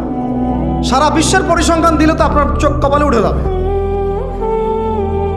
কি হচ্ছে আর কি হচ্ছে না, যেখানে আল্লাহ রাব্বুল আলামিন বলছেন চোখ নিচু করো, কাছেও যেও না, ওটা তো কোরআনে পড়ে থাকলোই, ওটাকে লঙ্ঘন করে জেনা হচ্ছে, ব্যভিচার হচ্ছে, অবৈধ সম্পর্ক হচ্ছে, প্রচুর ধর্ষণ হবে কালকে। আর ধর্ষণ হলে আমি বলবো শুধু ছেলেটা দায়ী না, মেয়েরাও দায়ী আছে। তোমাকে মাহরাম ছাড়া কে বের হইতে বলছে? মাহরাম ছাড়া একটা মেয়ের হজ ফরজ না। মনে করেন আপনার ঘরে একজন মহিলা আছেন যার মাহরাম নাই, তার উপর হজই ফরজ হয় নাই। তো মাহরাম ছাড়া যার হজই ফরজ হয় না, তাকে মাহরাম ছাড়া এভাবে হোটেলে একটা ছেলের সাথে বাইকে যেতে কে বলছে? বলেন, মাহরাম ছাড়া একটা মেয়ের সফর জায়েজ নাই, হজও জায়েজ নাই, হজ করার দরকারই নাই, সে ঘরে থাকবে, ওইটাই তার জন্য বেশি গুরুত্বপূর্ণ, ওটাই হুকুম আল্লাহ পাকের। আর সে মাহরাম ছাড়া এইভাবে এখানে ওখানে ঘুরে বেড়াবে, ছেলের সাথে আড্ডাবাজি করবে, টাঙ্কি মারবে, চটপটি ফুচকা খাবে, এরপর 4-5টা ছেলে মিলে ওকে ধর্ষণ করে দিলে সব ছেলে দোষ ওই ছেলের উপর আসবে? আমার তো মন চায় যে প্রথমে আগে এই মেয়েগুলোকে শায়েস্তা করি। হ্যাঁ, ছেলেগুলোকে তো করবোই, আগে মেয়েগুলোকে করি। শুধুমাত্র ওয়াজ নসিহত করে কাজ হবে না, সবাইকে কঠোর হতে হবে। আপনি আমাকে বলেন তো দেখি, আপনার মেয়ে কোন একটা ছেলের সাথে অবৈধ সম্পর্ক করেছে, আপনি কি এটা মেনে নেবেন? আপনারা যে কেউ হন, এখানে অনেক প্রশাসনের ভাই আছেন আমি জানি, ঊর্ধ্বতন কর্মকর্তাও আছে এখানে, এখানে আমার লেকচার রেকর্ড হচ্ছে, এটা আমি জানি। আপনি আমাকে বলেন বা আপনার সিনিয়রদেরকে বলান এই কথাগুলো মেসেজ পৌঁছান, তাদের ঘরে যদি তাদের মেয়ে কোনো ছেলের সাথে অবৈধ সম্পর্ক করে, তারা কি মেনে নিবে? তাদের মেয়েকে যদি কেউ ধর্ষণ করে, তারা কি মেনে নিবে? আপনার ছেলেটা যদি সমকামী হয়, আপনি কি মেনে নেবেন? আপনার বাসায় যদি কালকে একটা ছেলে এসে বলে যে আপনার মেয়ে এসে বলে যে বাবা আমি ওকে ভালোবাসি, ওর সাথে বিয়ে করার আগে আমি যৌন সম্পর্ক করে ফেলছি, আপনি কি মেনে নেবেন? আপনি যদি জানতে পারেন কালকে আপনার মেয়ে গর্ভবতী হয়ে গেছে, আপনি কি মেনে নেবেন? আপনি যদি জানেন কালকে আপনার ছেলে আপনাকে এসে বলছে বাবা আমি একটা ছেলেকে নিয়ে আসছি, ও ছেলেটা আসলে বাইরের ছেলে, ভিতরে ভিতরে মেয়ে, তাই আমরা বিয়ে করে ফেলছি, আপনি কি মেনে নেবেন? তো এটা নবী সাল্লাল্লাহু আলাইহি ওয়াসাল্লামের ফিলোসফি ছিল। একজন সাহাবী এসে বলেছিলেন ইয়া রাসূলুল্লাহ আমি ইসলামের সব মানতে প্রস্তুত আছি, খালি আমাকে জেনা করার অনুমতি দেন না। সাহাবীরা রাগ হয়ে গেছেন, এই কার সাথে কি কথা বলো, বেয়াদবি করতে। নবী সাল্লাল্লাহু আলাইহি ওয়াসাল্লাম বলেন দাঁড়ান, দেখো তাকে ছাড়ো, আমি বুঝাচ্ছি। নবীজি তখন বললেন দেখো তুমি যে প্রস্তাবটা আমাকে দিলা, ইসলামের সব তোমার ভালো লাগে, কিন্তু জেনা করতে চাচ্ছ, তো এখন বলো তো দেখি তোমার মায়ের সাথে কেউ যদি এমন করে তুমি কি রাজি হবা? সে বলছে না। তোমার খালার সাথে করলে না, তোমার বোনের সাথে না, তোমার স্ত্রীর সাথে না, তাহলে যেটা তুমি অন্যের ক্ষেত্রে চাচ্ছ না, পছন্দ করো না, সেটা কেন তুমি তোমার ক্ষেত্রে চাচ্ছ? এভাবে চিন্তা করলে আমাদের আর কথা বলার দরকার আছে? আল্লাহ পাক আমাদের সবাইকে কথাগুলো বোঝার তৌফিক দান করে। এখন শেষ করে দিচ্ছি এই পয়েন্ট থেকে। দেখেন, আমাদেরকে সবচেয়ে ভালোবাসেন আমাদের রব আল্লাহ। সত্যিকারের ভালোবাসার ডেফিনেশনটা হচ্ছে যে আপনি নিঃস্বার্থভাবে কাউকে ভালোবাসেন। আমাদের আশপাশে যারা আছে, যারা হালাল, ইভেন হালাল, আমার মা, আমার বোন, আমার বাবা, আমার স্ত্রী, আমার ছেলে, আমার মেয়ে, এদেরও যদি কখনো স্বার্থে আঘাত পড়ে, দেখবেন সেও আপনার পাশ থেকে সরে যাচ্ছে। এমন হয় নাই কখনো? আপনার বন্ধু, আপনার ব্যবসার পার্টনার, আপনার বস, আপনার কলিগ, ওদের স্বার্থে আঘাত হলে ওরাও সরে যাচ্ছে পাশ থেকে, জিগরি দোষ সরে গেল পাশ থেকে, হয় না এমন? ভালোবাসা দুই প্রকার, বলেন কয় প্রকার? আমার সাথে বলেন, এখানে শেষ করে দিব 10টা মিনিট। ভালোবাসা কয় প্রকার? একটা হচ্ছে নিঃস্বার্থ ভালোবাসা। কি স্বার্থ? কোনো স্বার্থ নাই, নিঃস্বার্থভাবে ভালোবাসা। একটা হচ্ছে কোনো না কোনো স্বার্থ জড়িত আছে এমন ভালোবাসা। আপনার স্ত্রীর চাহিদাও যদি আপনি পূরণ করতে ব্যর্থ হন, দেখবেন স্ত্রীর সাথে আপনার গন্ডগোল লেগে যাচ্ছে, যদিও সে হালাল বৈধ, তাই না? এমন হয় না অনেক সময়? আমি তো অনেকদিন বলেছি, অনেকদিন আগেও বলেছি, 5 বছর 6 বছর আগে, যে মানুষ আসলেই মানুষের অবস্থানকে মূল্যায়ন করে, ভিতর থেকে মানুষকে শুধু মূল্যায়ন করে আল্লাহ রাব্বুল আলামিন। না হলে কি হতো? এই যে এত অন্যায় আমরা করেছি, আল্লাহ পাক কি আমাদেরকে ছেড়ে দিয়েছেন, ফেলে দিয়েছেন, গজবে ধ্বংস করে দিয়েছেন? এই যে আল্লাহ পাক যে আমাদেরকে মহব্বত করেন, ভালোবাসেন, তার প্রমাণে আল্লাহ পাক চান যে আমরা যেন ফিরে আসি। আল্লাহ পাক বলছেন সারা দুনিয়ার সমান গুনাহও যদি সে করে ফেলে, আসমানের সমানও গুনাহ করে ফেলে, খালি তওবা করে ফিরে আল্লাহকে বলবে আস্তাগফিরুল্লাহাল্লাযী লা ইলাহা ইল্লা হুয়াল হাইয়ুল কাইয়্যুম ওয়া আতুবু ইলাইহি। আল্লাহ পাক বলছেন খালেস তওবা করলে গুনাহ তো মাফ করে দিবই, আগের গুনাহগুলোকে নেকি দিয়ে পরিবর্তন করে দিব। এটা ভালোবাসা না? আল্লাহ পাক সৃষ্টি করেছেন আমাদেরকে ভালোবেসে। কোরআন খোলেন, সূরা সদ পড়েন, সূরা সদের মধ্যে দেখবেন আল্লাহ বলছেন খালাকতু বিয়াদি মা মানাআকা আল্লা তাসজুদা খালাকতু বিয়াদাই, মানে তুমি ইবলিস কেন তাকে সিজদা করলা না যাকে আমি নিজ হাতে সৃষ্টি করেছি। এটা মহব্বতের বহিঃপ্রকাশ না? আল্লাহ আমাদেরকে নিজ হাতে সৃষ্টি করেছেন। আল্লাহ পাকের হাত কেমন এটা আমরা ব্যাখ্যা করতে যাব না, এর হাতের অর্থ কি সেটাও ব্যাখ্যা করার তাওয়িল করার দরকার নাই। কোরআনে আসছে যেভাবে সেভাবে আমরা ঈমান রাখবো, ঠিক আছে ভাই? এখানে আবার অনেকে অনেক তালগোল পাকায় ফেলে এবং বিভ্রান্ত হয়ে যায়, এদিকে যাওয়ার দরকার নেই। এখানে বোঝানো হচ্ছে আল্লাহ রাব্বুল আলামিন আমাদেরকে মহব্বত করে সৃষ্টি করেছে। এই পুরো সৃষ্টি জগৎটাই তো আল্লাহর মহব্বতের বহিঃপ্রকাশ। সবকিছু এত নিপুণভাবে চলতেছে, এটা মহব্বতের বহিঃপ্রকাশ না? আমি আপনাদেরকে নিয়ে যদি কোনোদিন কক্সবাজারের সৈকতে তারা দেখাতে পারতাম, তাহলে আমি বুঝাইতে পারতাম আপনাদেরকে যে এই মহাবিশ্বটা ঠিকই আছে কীভাবে। তারার মধ্যে একটা গাণিতিক ক্যালকুলেশন আছে যেটা সবাই জানে না। যারা একটু অ্যাস্ট্রোনমি নিয়ে পড়াশোনা করেছে তারা জানে। আপনার মানে মাথার বিবেকই উল্টায় যাবে যে এত সূক্ষ্মভাবে কিভাবে আল্লাহ রাব্বুল আলামিন এই মহাবিশ্ব সৃষ্টি করলেন। এক চুল এদিক ওদিক হলে পুরো বিশ্ব কায়নাত ধ্বংস হয়ে যায়। এটা কি আল্লাহ পাকের মহব্বতের পরিপ্রকাশ না? আল্লাহ পাক তো বরং বলেছেন পুরো সৃষ্টি পরিবারটাই আল্লাহর আহাল, আল্লাহর পরিবারের অন্তর্ভুক্ত। সুবহানাল্লাহ। এমনকি আল্লাহ পাক আমাদেরকে বলেছেন তোমরা জমিনবাসীর সবার উপর রহম করো, ইরহামু মান ফিল আরদ ইয়ারহামুকুম মান ফিস সামা, তোমরা সবার উপর রহম করো, দয়া করো। দয়া রহম এটা তো মহব্বতের একটা অংশ। তোমরা সবার উপর দয়া করো, রহম করো, মহব্বত করো। এটা কি হবে? তাহলে আল্লাহ পাক আসমানে যিনি আছেন আল্লাহ পাক তোমাদের উপর রহম করবে ইনশাআল্লাহ। আমরা সেই মহান সত্তার ভালোবাসার থেকে বের হয়ে হারাম এই যৌন ভালোবাসার দিকে যাওয়ার চেষ্টা করছি। আসলে এটা ভালোবাসা না, যৌনতা, এর দিকে যাওয়ার জন্য এইসব করছি। আল্লাহ পাক আমাদেরকে মাফ করে যেন হেদায়েত দান করেন। আল্লাহ পাক কত ভালোবাসেন এটা নিয়ে বলতে গেলে আজকে রাত শেষ হবে। দেখেন আল্লাহ রাব্বুল আলামিন আদম আলাইহিস সালামকে সৃষ্টি করেছেন, করে সমস্ত নাম শিক্ষা দিয়েছেন। নাম মানে হলো ইলম। নাম মানে কি? ভালো না বাসলে আল্লাহ পাক কাউকে সবচেয়ে সেরা কিছু দান করেন। সূরা ৩ আল্লাহ পাক কি বলেছেন? ওয়া তিনি ওয়াজ জাইতুন, এগুলো শপথ করে লাকাদ খালাকনাল ইনসানা ফি আহসানি তাকওয়িম, মানুষকে সবচেয়ে শ্রেষ্ঠ কাঠামো আল্লাহ পাক দিয়েছেন, দেন নাই? কাউকে যদি মহব্বত না করা হয় তাকে আপনি সবচেয়ে সেরাটা কি দিতে পারবেন? আল্লাহ পাক আমাদেরকে মহব্বত করেন, ভালোবাসেন, এবং আল্লাহ চান আমরাও যেন তাকে মহব্বত করি, তাকে ভালোবাসি। এবং আমরা যদি কাউকে ভালোবাসি আল্লাহর জন্য ভালোবাসবো, কাউকে ঘৃণা করি আল্লাহর জন্য ঘৃণা করি। মহব্বতও আল্লাহর জন্য, ঘৃণাও কার জন্যে? আল্লাহর জন্য। আল্লাহ পাক সমস্ত ইলম শিক্ষা দিলেন, এটা কি ভালোবাসার বহিঃপ্রকাশ না? নূহ আলাইহিস সালামের কওম দীর্ঘদিন আল্লাহর কথা শোনে না, আল্লাহ পাক সবর করলেন, ধৈর্য ধরলেন, গজব দিলেন না, শেষ পর্যায়ে গিয়ে আযাব দিয়েছেন। এই যে আল্লাহ পাক সুযোগ দেন, সময় দেন, এটা কি আল্লাহ পাকের ভালোবাসা, দয়া না? এরকম প্রত্যেকটা কওমের ক্ষেত্রে হয়েছে। আমি তো ফিল করলাম এই ভালোবাসা নিয়ে ঘাটাঘাটি করতে গিয়ে যে আসলে আল্লাহ পাক যে আমাদেরকে সবচেয়ে বেশি মহব্বত করেন তার সবচেয়ে বড় নিদর্শন কি জানেন? আমাদের কাছে আল্লাহ রাব্বুল আলামিন আল কোরআনের মতো কিতাব নাজিল করেছেন, আর আমাদেরকে আল্লাহ পাক নবী মুহাম্মদ সাল্লাল্লাহু আলাইহি ওয়াসাল্লামের উম্মত বানাইছেন। আল্লাহ পাক যে নবী মুহাম্মদ সাল্লাল্লাহু আলাইহি ওয়াসাল্লামকে এই দুনিয়াতে পাঠিয়েছেন না, এটাই সবচেয়ে বড় মহব্বত, সবচেয়ে বড় রহমত। কারণ তার সুন্নতে এমন কিছু নাই যেটা আপনি খুঁজে পাবেন না। আর তিনি আমাদেরকে যে মহব্বত করতেন, মুহাম্মদ সাল্লাল্লাহু আলাইহি ওয়াসাল্লাম আমাদেরকে যে মহব্বত করতেন, তিনি আমাদেরকে বলতেন যে আমরা তার ভাই। আমরা তার কি ভাই? মানে কি মায়ের পেটের ভাই? এটা বোঝানো হয় না। একটা হাদিসে তিনি বলেছেন আমি তো পিতৃতুল্য, তার মানে কি সত্যি সত্যি বাবা সন্তানের সম্পর্ক? রুহানি পিতা।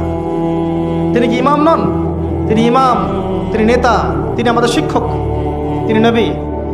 তো তিনি আমাদেরকে যে মহব্বত করতেন, তিনি একদিন বলছিলেন নবী সাহাবীদের সামনে, কাশ আমি যদি আমার ভাইদেরকে দেখতে পেতাম।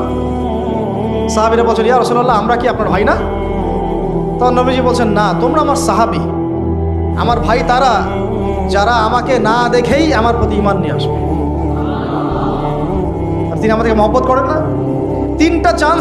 তিনটা দোয়া করার সুযোগ দিয়েছেন আল্লাহ পাক প্রত্যেক নবীকেই, সব নবীকে। এই অনেকে বলে 1,24,000, কেউ 2,24,000 বলে, সংখ্যাটা কত আল্লাহ ভালো জানেন।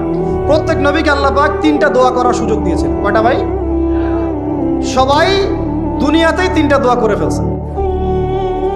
নবী সাল্লাল্লাহু আলাইহি ওয়াসাল্লাম স্পেশাল একটা দোয়া, ভুল বললাম, এখানে একটু ভুল হয়ে গেছে। 3টা দোয়া না, প্রত্যেক নবীকে আল্লাহ পাক একটা দোয়া করার চান্স দিয়েছে। কয়টা ভাই? এমন একটা দোয়া যেটা করলে আল্লাহ পাক কবুল করবেনই করবেন, করলে আল্লাহ পাক কি করবেন? অবশ্যই কবুল করবেন। নবী সাল্লাল্লাহু আলাইহি ওয়াসাল্লাম বলছেন যে সমস্ত নবী এই দোয়াটা পৃথিবীতে করে ফেলেছে, আমি এই দোয়াটাকে মুলতবি রেখেছি যে কাল কিয়ামতের মাঠে আমি আমার উম্মতের জন্য সুপারিশ করব ইনশাআল্লাহ। এবং নবী সাল্লাল্লাহু আলাইহি ওয়াসাল্লামের সুপারিশে বহু কবিরা গুনাহগার মুসলমান যারা জাহান্নামের ফয়সালা হয়ে গেছে তাদেরকে আল্লাহ পাক কিছুটা শাস্তি ভোগ করালে হলেও আবার জান্নাতে নিয়ে আসবে ইনশাআল্লাহ। তো তিনি আমাদেরকে মহব্বত করেন না? করতেন না? চিন্তা করে তাহলে আমরা তার দিনকে কি মহব্বত করলাম, আমরা তার হুকুম হাকামের বিধিবিধান সুন্নতে কি মহব্বত করলাম, চিন্তা করেন। একটা হাদিসে নবীজি স্পষ্ট করে বলছেন এটা আমাদের জন্য একটা কষ্টি পাথর, এটা একটা কি কষ্টি পাথর। তিনি বলছেন লা ইউমিনু আহাদুকুম, তোমাদের মধ্যে কেউ মুমিন হইতে পারবে না। কি হইতে পারবে না?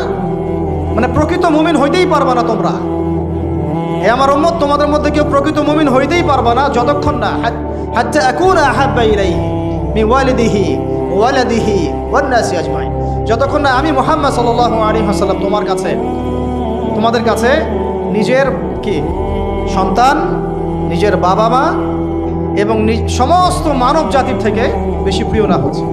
হাদিসটা আবার বলি, নবীজি বলছেন কেউ ততক্ষণ পর্যন্ত প্রকৃত মুমিন হতে পারবে না যতক্ষণ না আমি মুহাম্মদ সাল্লাল্লাহু আলাইহি ওয়াসাল্লাম তার কাছে তার সন্তান, তার পিতা, এমনকি সমস্ত মানব জাতি থেকে বেশি প্রিয় না হচ্ছে। আমরা যারা আগামীকালকে এইটার প্রিপারেশন নিয়েছি, আসলে কি আমাদের কাছে নবী প্রিয় বেশি না আমাদের দুনিয়ার স্বার্থ বেশি প্রিয়? যারা এগুলো করবে তাদের কাছে কি সত্যি নবী প্রিয়? তাহলে তারা করতে পারতো না।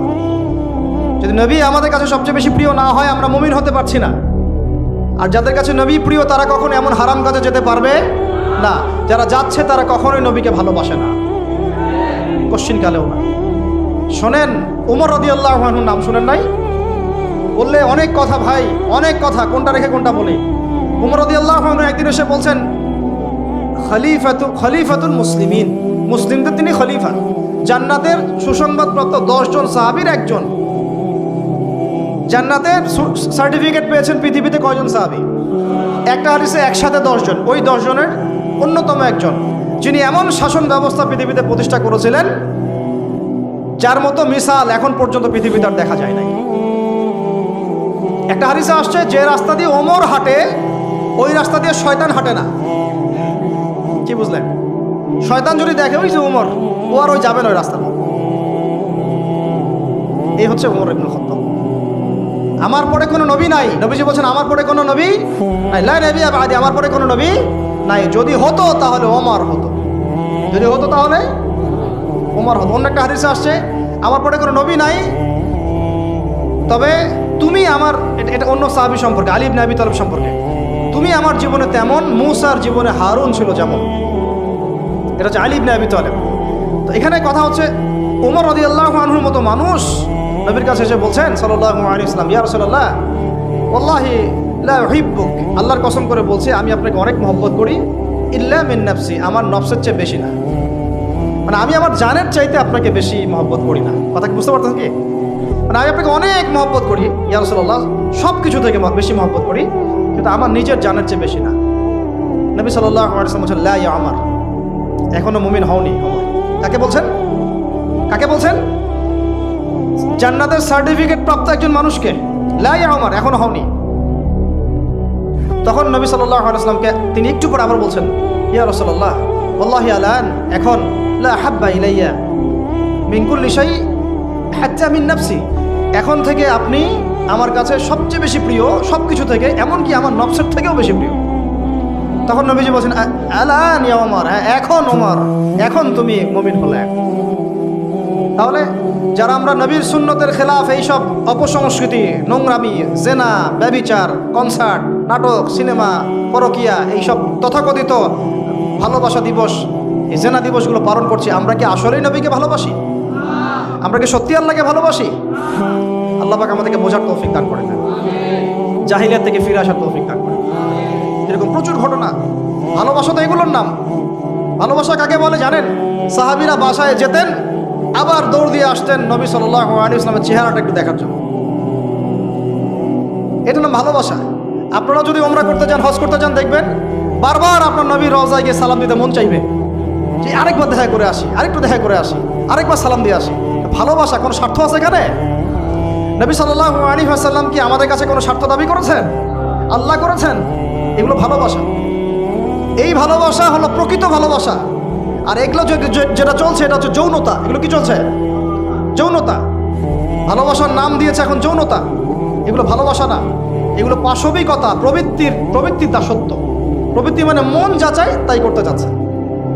আপনার মন চাইছে একটা মেয়ের সাথে রাত কাটাবেন, এটাকে আপনি ভালোবাসা নাম দিলেন, কিন্তু এটা হচ্ছে ভালোবাসা না, এটা কি প্রবৃত্তি, পশুত্ব, দাসত্ব, পশুত্বের দাসত্ব করছেন। আল্লাহ পাক আমাদেরকে কথাগুলো বোঝার তৌফিক দান করেন। এরকম সাহাবীরা কত ত্যাগ করেছেন। তালহা রাদিয়াল্লাহু আনহুর নাম শুনেন না অনেকেই। নবী সাল্লাল্লাহু আলাইহি ওয়াসাল্লাম উহুদ যুদ্ধের দিন সংকটময় একটা অবস্থায় ছিলেন। তালহা রাদিয়াল্লাহু আনহু একা নবী সাল্লাল্লাহু আলাইহি ওয়াসাল্লামকে ঢাল হিসেবে পিঠ পেতে দিয়ে আসেন, উনার দিকে কোনো তীর যেন আসতে না পারে। শেষে দেখা গেল তার গায়ের মধ্যে 40 থেকে 50টা তরোয়ারের আঘাত আছে, তীরের খোঁচা আছে, বর্ষার খোঁচা আছে। এই অবস্থায় তিনি নবীকে কাঁধের মধ্যে নিয়ে উহুদ পাহাড়ে উঠেছেন নবীকে সেভ করার জন্য। এটা ভালোবাসা। এটা কি? কোন স্বার্থে? কিসের স্বার্থে? দুনিয়ার স্বার্থে? জান্নাতের স্বার্থে। একজন সাহাবী বাড়ি নির্মাণ করেছেন, তো নবী সাল্লাল্লাহু আলাইহি ওয়াসাল্লাম দেখে একটু খালি মানে হয় না, তুমি কে, কার বাড়ি এটা? বললেন আচ্ছা অমুক সাহাবীর বাড়ি। নবীজি একটু ভ্রু কুঞ্চিত করলেন, পছন্দ করলেন না, কিছু মুখে বলেন নাই, মুখে কিছু বলেন নাই, খালি একটু অসন্তুষ্ট হয়েছেন, এক্সপ্রেশন দেখতে বোঝা যাচ্ছে। তখন ওই সাহাবীকে জানানো হলো, তোমার বাসার সামন দিয়ে তো আল্লাহর নবী সেদিন হেঁটে গেলেন, তারপরে আমার বাসা দেখে, তোমার বাসা দেখে আল্লাহ নবী সাল্লাল্লাহু আলাইহি ওয়াসাল্লাম একটু অসন্তুষ্টি প্রকাশ করেছিলেন, মুখে কিছু বলেন নাই, এক্সপ্রেশন ছিল একটু অসন্তুষ্টিমূলক। 3 দিনের মধ্যে সেই বাড়ি ভেঙে গুড়িয়ে দিয়েছে। যেই বাসা দেখে আল্লাহ নবী সন্তুষ্ট হন, আমি বাসা রাখবই না। ভালোবাসা কিসের জন্যে? কার জন্যে? কার স্বার্থে বলেন? আল্লাহর জন্যে, জান্নাতের জন্য, আল্লাহর স্বার্থে, আল্লাহর জন্যে। কতগুলো বলে শেষ করবো আপনাদেরকে। সাদ বিন আবি ওয়াক্কাস রাদিয়াল্লাহু আনহু উহুদ যুদ্ধের দিন এইরকম করে তীর নিক্ষেপ করছেন। আল্লাহ নবী বলছেন, ইয়া সাদ, হে সাদ, তীর ছোড়ো, তোমার জন্য আমার পিতামাতা কুরবান হোক। আশপাশে 9 জন ছিল, তার মধ্যে একজন করে শহীদ হতে শেষে 2 জন বেঁচে থাকলো, সাদ বিন আবি ওয়াক্কাস, তালহা বিন উবাইদুল্লাহ রাদিয়াল্লাহু আনহু। এগুলো তারা কেন করেছেন? ভালোবাসার জন্যে। ভালোবাসা এগুলোর নাম। কতগুলো বললে শেষ করবো আপনাদেরকে বলেন। নবী সাল্লাল্লাহু আলাইহি ওয়াসাল্লামের কাছে একজন সাহাবী আসেন ইসলাম কবুল করতে এসে হাতের মধ্যে কিছু বালা আংটি থাকে না, এগুলো ছিল, এগুলো খুলে ফেলে দিয়েছেন নবী সাল্লাল্লাহু আলাইহি ওয়াসাল্লাম, খুলে ফেলে দিয়েছেন। তো একটা খুব দামি সোনার আংটি ছিল, ফেলে দেওয়ার পরে অনেকে বলছে, তুমি তো এখন মুসলিম হয়েছো, ইসলাম কবুল করেছো, তো আচ্ছা ঠিক আছে, ওইটা না হয় নবীজি পড়তে নিষেধ করেছেন, তুমি ওইটা নিয়ে বিক্রি করে দাও, বিক্রি করে না হয় ওই টাকা দিয়ে অন্য কিছু করো। তিনি বলছেন, কখনো না, আমার হাত থেকে আল্লাহ নবী খুলে একটা জিনিস ফেলে দিয়েছেন, আমি সেটা আবার নিতে যাব? কিসের জন্য এগুলা? এটা ভালোবাসা, মহব্বত। আল্লাহ পাক এটাই কোরআনে বলছেন, কুল, আপনি হে নবী আপনি বলে দিন, ইন কুনতুম তুহিব্বুন আল্লাহ, তোমরা যদি আল্লাহকে মহব্বত করেই থাকো, আল্লাহকে সত্যিকার অর্থে ভালোবেসেই থাকো, ভালোবাসা দাবি করেই থাকো, ফাত্তাবিউনি, তাহলে নবীর আনুগত্য করো, ইউহিব্বুকুমুল্লাহ, তখন আল্লাহ তোমাদেরকে ভালোবাসবে, ওয়া ইয়াগফির লাকুম যুনুবাকুম, তোমাদের সব গুনাহ আল্লাহ মাফ করে দিবেন, আল্লাহু গফুরুর রহিম। এই হলো ভালোবাসা। ভালোবাসা মানে কি? ভালোবাসা মানে হচ্ছে আস-সামউ ওয়াত তাআ, আমি নবী এবং আল্লাহ এবং তার রাসূলের কথা শুনবো এবং আনুগত্য করব, শুনবো এবং এর নাম ভালোবাসা। শুনবো, আনুগত্য করবো, তাহলে আমরা কি শুনবো, কি আনুগত্য করবো? আমাদেরকে প্রথমে কোরআন পড়তে হবে, কোরআনের অনুবাদ জানতে হবে, কোরআন অনুযায়ী জীবন করতে হবে, 5 ওয়াক্ত নামাজ পড়বো ইনশাল্লাহ, হালাল খাবো, যাকাত দিব, রমজানের সওম রাখবো, নবীর সুন্নাহ অনুযায়ী জীবনযাপন করব, এবং সুন্নাহ বিরোধী, কোরআন বিরোধী, ইসলাম বিরোধী কোনো কাজে আমি লিপ্ত হব। এই তো ভালোবাসা। এই ভালোবাসা যদি বহিঃপ্রকাশ ঘটাতে আমরা ব্যর্থ হই, নিজেও ধ্বংস হব, পরিবারও ধ্বংস হবে, আমাদের পরের প্রজন্মও ধ্বংস হবে, সমাজও ধ্বংস হবে। আল্লাহ পাক আমাদেরকে বোঝার তৌফিক দান করে দেন। আজকের মতো এখানে শেষ করি, অনেক লম্বা আলোচনা হয়ে গেল। যদি কারো কোনো প্রশ্ন থাকে সেটা আপনারা লিখিত আকারে করতে পারেন, আমি অ্যান্সার দেওয়ার চেষ্টা করবো ইনশাআল্লাহ। রাত 12:30 বাজতেছে, তো শেষ করার আগে আমি জাস্ট 2টা মিনিট সময় নিচ্ছি।